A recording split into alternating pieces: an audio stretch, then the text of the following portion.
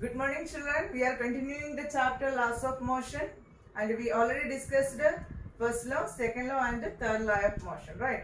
Now, I am going to explain a new term for you, that is impulse. Have you heard impulse? What do you mean by impulse? So, to explain impulse, a few examples for you, right? Have you ever seen when a fielder catch a ball, he tries to move his hands backward? Do you know why? Yes, otherwise the ball will hurt him.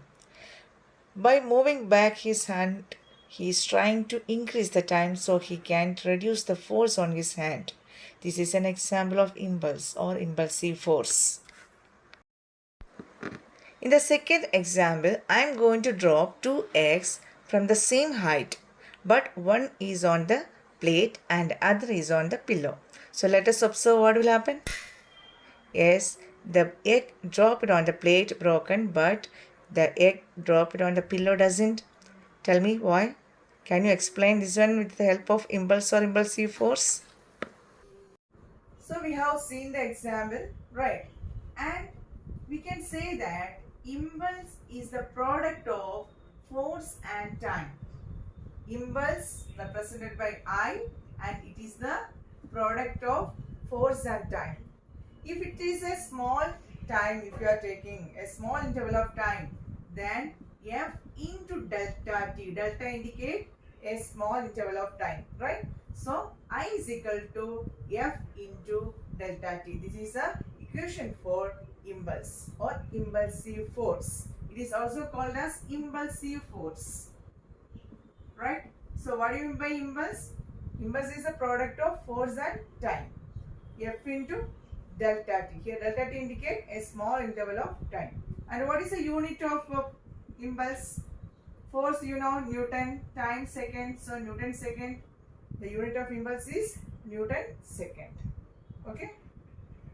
So to explain this example, I already told you the equation for formula for impulse is F into delta t.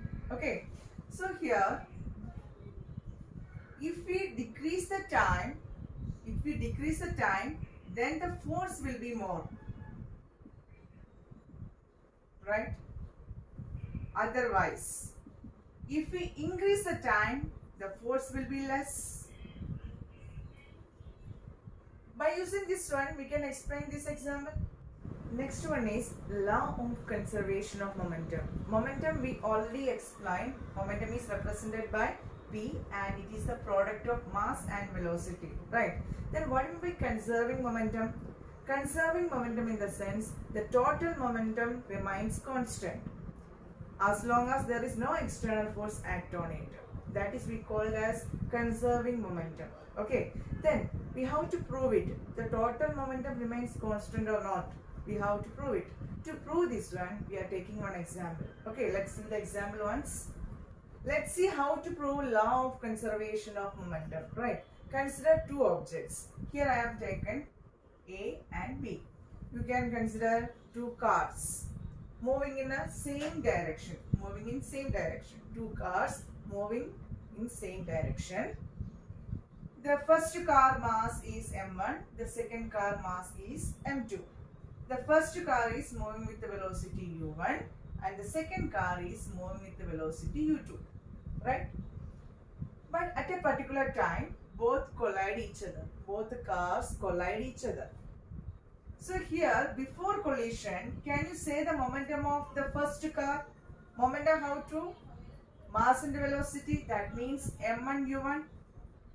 And the momentum of the second car is m2 u2, right? So these are the initial momentum of both cars, right? So at the time of collision, what happened here actually?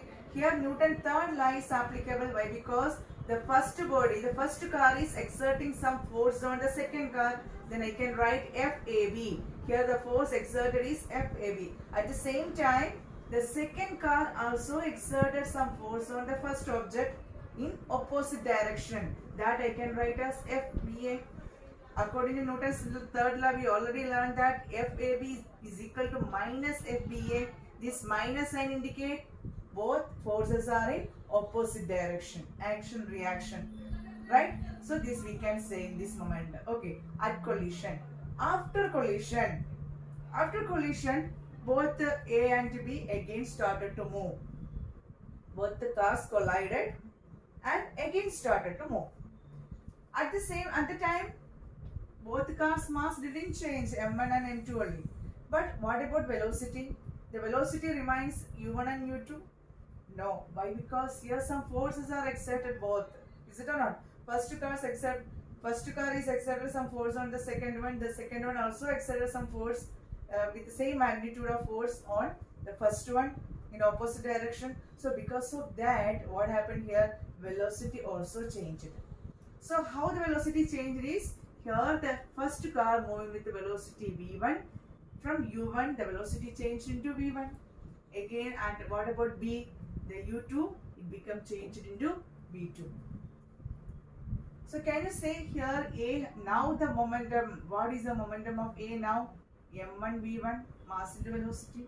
What is the momentum of B? Yes, m2 v2. Understood? This is the final momentum of the two cars.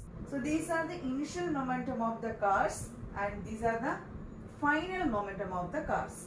Shall I written that one? Initial momentum of A, first car. How much? Initial momentum of A, m1 u1. Initial momentum of B, m2 u2. And final momentum of A, what is final momentum of A? m1 v1. And final momentum of B, how much? m2 v2, right? Is it or not? Then change in momentum of A, how to find it? Change in momentum of A. Change in momentum, how we can? Final momentum minus initial momentum, right? So A final momentum is m1 v1 minus, what is initial momentum? m1 u1. Like that, change in momentum of B. Final momentum of B minus initial momentum of B. Final momentum m2 v2 minus m2 u2. Shall I write? Okay. So this up to here understood? Initial momentum of both objects and final momentum of both objects, and change in momentum of first one. Change in momentum means final momentum minus initial momentum. So A final momentum is m1 v1 minus initial momentum of A, that is m1 u1, and the change in momentum of B also final momentum of B minus initial momentum of B. Okay. Now rate of change in momentum of A, how to find it? Rate of change of momentum of A. Rate of change of momentum in the sense time, depends on time. Then change in momentum, we know that first body m1 v1 minus m1 u1 by t. That is the rate of change of momentum of A. And rate of change of momentum of B. Rate of change of momentum of B. Here also m2 v2 minus m2 u2 by t.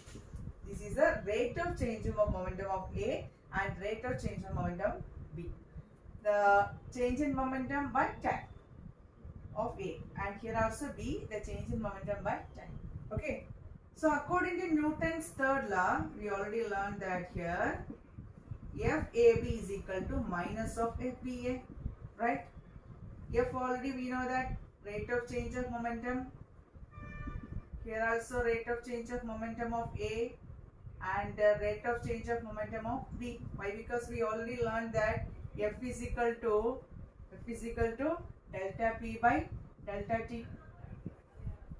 So in that case, first I have written rate of change of momentum of A and here rate of change of momentum of B, but here is a minus sign, right? And here what is the rate of change of momentum of A? We have find it m1 v1 minus m1 u1 by t is equal to minus of m2 v2 minus m2 u2 by t. Right? T cancel here. Then m1 v1 minus m1 u1 is equal to minus, you have to multiply to the bracket, then m2 u2. Right? So initial momentum we are taking in one side and final momentum in one side. So here minus, if it is going that side, it become plus, then m1 v1, and here also minus m2 v2 coming to this side, then plus, then m1 v1 plus m2 v2 is equal to m1 u1 plus m2 u2. Therefore m1 u1 plus m2 u2 we are writing in the reverse side, plus m2 v2.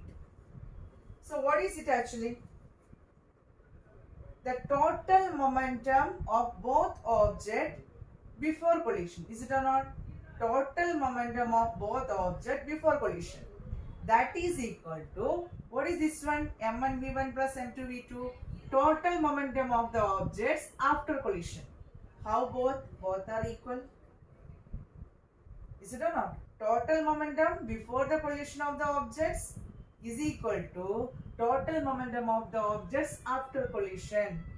So we proved law of conservation of momentum. Law of conservation of momentum also telling the total momentum remains constant. Understand? So this is the proof of law of conservation of momentum. I hope you understood the law of conservation of momentum and the proof of law of conservation of momentum and impulse, right, or impulsive force.